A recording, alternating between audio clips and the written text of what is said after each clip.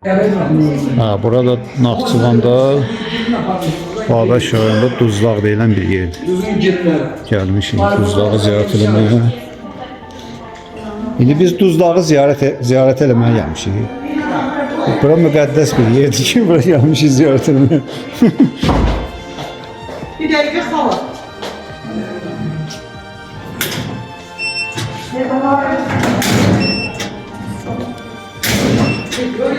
Ha, bura Duzlaqdır. Burada möcüzələr baş verir.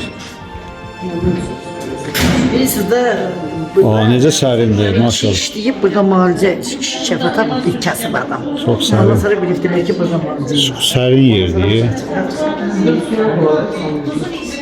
Öyle yaxşı sərindir, maşallah. Çox gözəl. Müalicə kəsərdə işləməliymiş.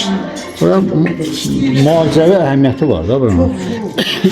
Gəlirsən, uzanırsan deyir burada. Bəzi xəstəliklər sağalır. Necə naftalan, burada belə. Daxil oluruq əsas mərkəzə. Baxın. Əsas mərkəz. Bura demək duzdur. Bir dağın altıdır. Dağın altı başdan ayağa duzdur. Baxın. Göylərə. Hər yer duzdur. Baxın. Əlimi də vururam. Duzdur. Maşallah. Bəs tuneldir də. Belə bir tuneldir. Belə bir tuneldir. Bəs harda uzanır cəmaət burada? Qabaqdadır. Amma bu elə belə bir yoldur. Sərindir.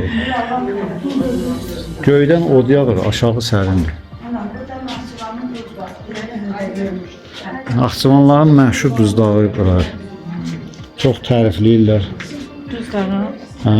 Çox deyirlər. Çox xeyirlidir. Çox xeyirli olduğuna görə çox tərifləyirlər də. Rusiyadan bura gəlirlər müalicəyə gəlirlər. Rusiyadan bura gəlir. Hər yerdən gəlirlər. Göy duzdur, valla. Amma duz değil bu. Kristal duzdur bu.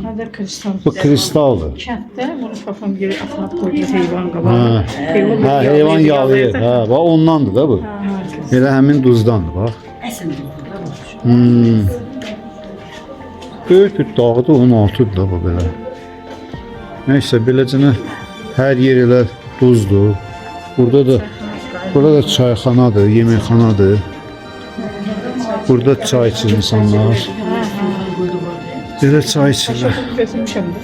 İçərikən götürdüm içərik. Yəni ucu bucağı yoxdur ki bura.